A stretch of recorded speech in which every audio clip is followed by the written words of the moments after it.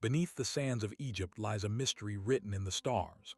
The Ankh, symbol of eternal life, may hold a secret that points south to a constellation vanishing from our sky. This is the story of one final chance to see what the ancients saw. 5,000 years ago, along the banks of the Nile, Egyptian priests gazed southward at twilight.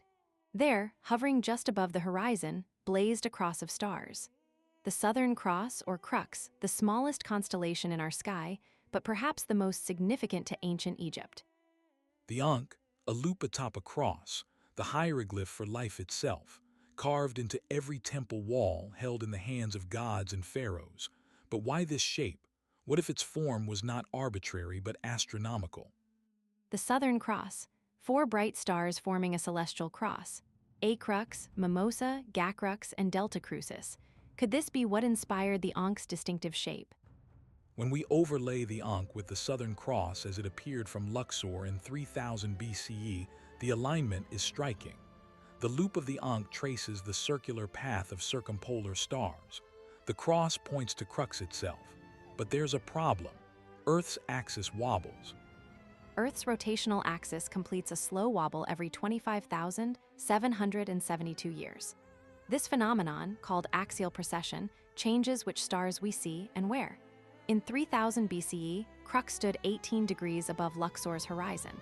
Today, in 2026, it has dropped to between 1 and 7 degrees.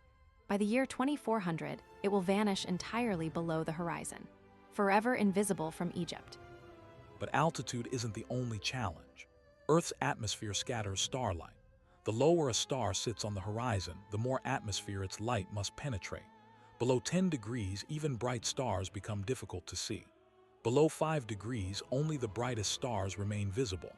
CRUX at magnitude 0.77 might be glimpsed at 1 degree altitude under perfect conditions. But CRUX at magnitude 1.63 requires at least 3 degrees. We are running out of time. To witness what the ancients saw, we need more than luck. We need science.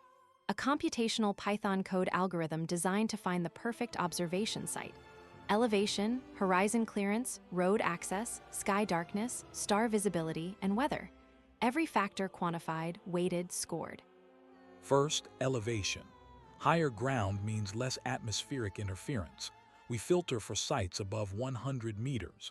The Theban Plateau west of Luxor offers ideal altitude. Second, accessibility. An observation site is useless if we cannot reach it. Using OpenStreetMap data, we map every road, then create a 500-meter buffer zone. Sites beyond this range are excluded. Third, lunar phase. Moonlight drowns faint stars. We need a new moon. March 19, 2026. Moon illumination, 0.2%. The darkest night of the year. Fourth, light pollution. The Bortle scale measures sky darkness from Class 1, pristine dark sky, to Class 9, inner city glow. Luxor's tourist zones rate Class 6 to 7, but the desert west of the Valley of the Kings, Class 3 to 4, dark enough. Fifth, star visibility. We developed the CRUX Visibility Index. CVI, it combines altitude, atmospheric extinction, and magnitude. A score of 10 means easily visible. A score of 0 means invisible. Let's calculate it for CRUX on March 19, 2026. Altitude 7.2 degrees. Magnitude 1.63.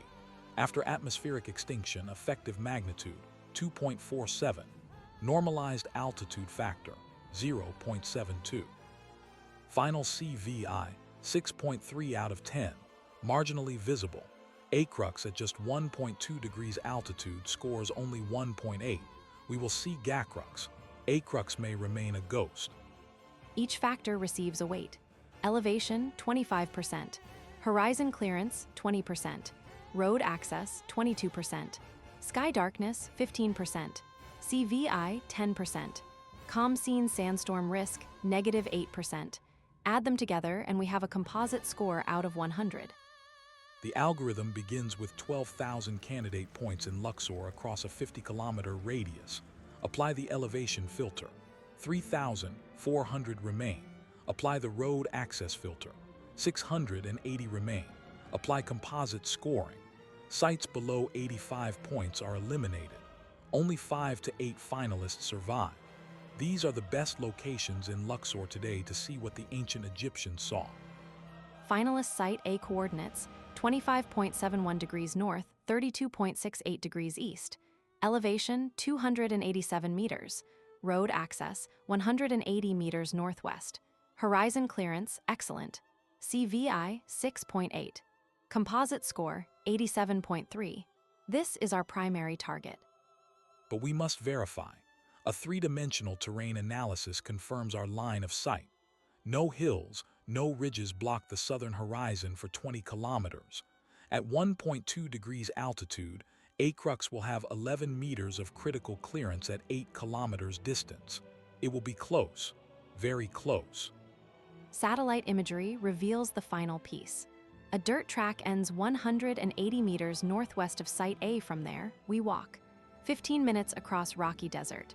No artificial lights for 5 kilometers. This is the place.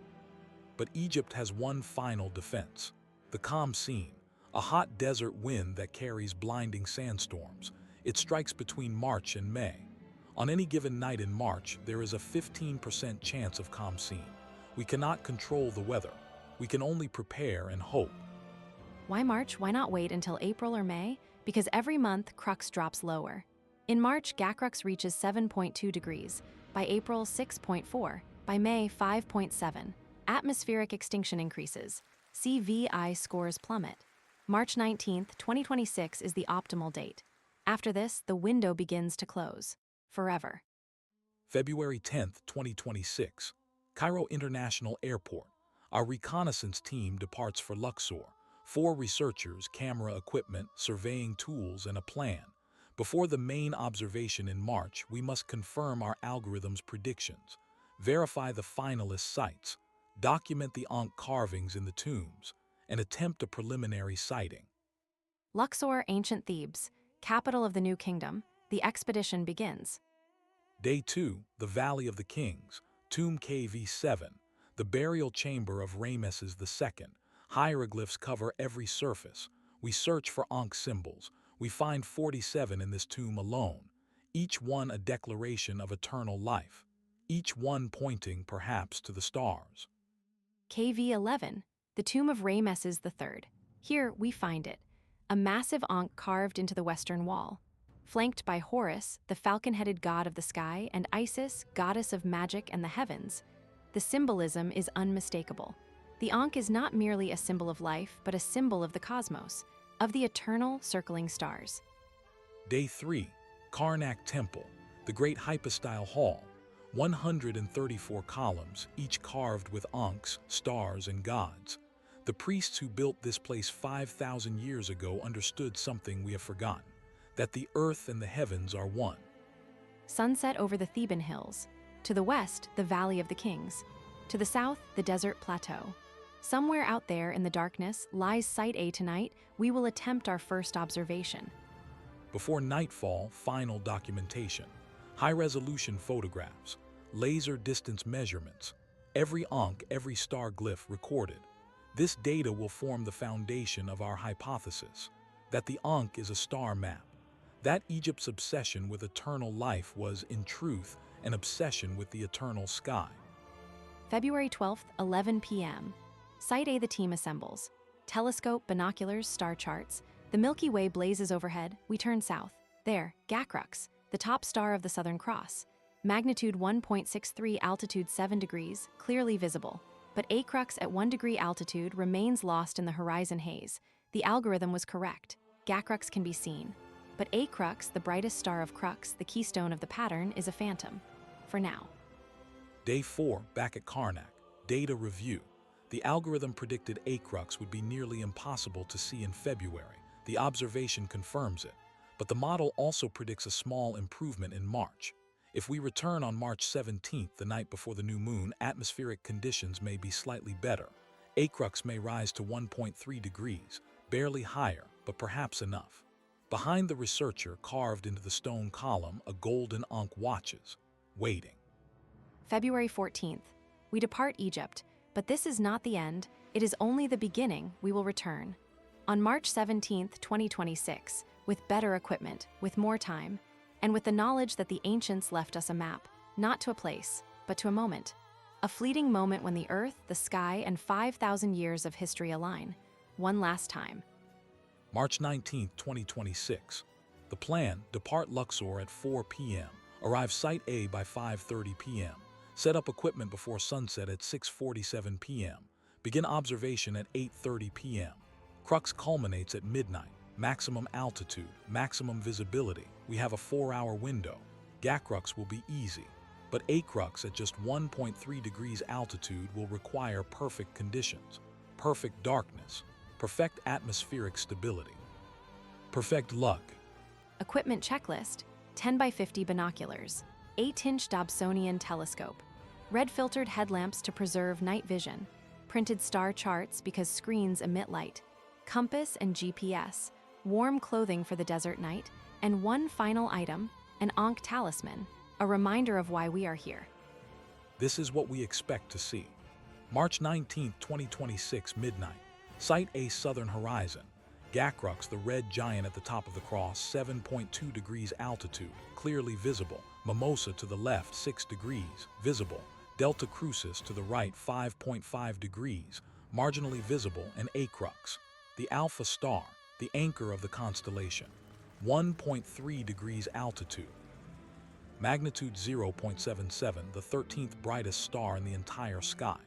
But down here at the edge of the world, dimmed by 2 magnitudes of atmospheric extinction. Effective magnitude, 2.77. We will need perfect conditions. If the calm scene comes, if dust fills the air, if even thin clouds appear, CRUX will vanish. This is our one chance. After 2026, the odds decline every year. By 2030, CRUX will be at 0.8 degrees. By 2035, 0.3 degrees. By 2040, it will dip below the horizon forever, as seen from Luxor. This is the end of a 5,000-year cycle, and we are here to witness it. 3 moments in time, 3000 BCE. An Egyptian priest stands on the same ground. CRUX blazes at 18 degrees altitude, a beacon in the southern sky. The Ankh in his hand mirrors the constellation above. Life, eternal life, written in the stars. 2026 CE. We stand here now. CRUX has fallen to 1.3 degrees, a desperate struggle against the horizon.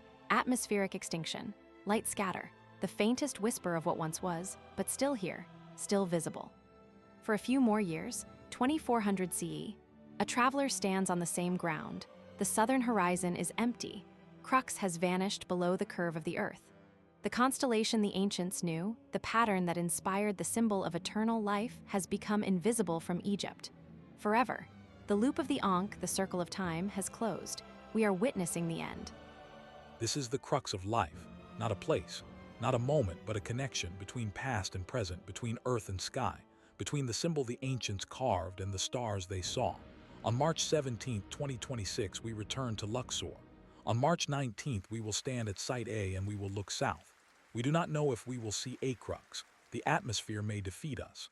The calm scene may come, but we will be there because some things must be witnessed, even if only once.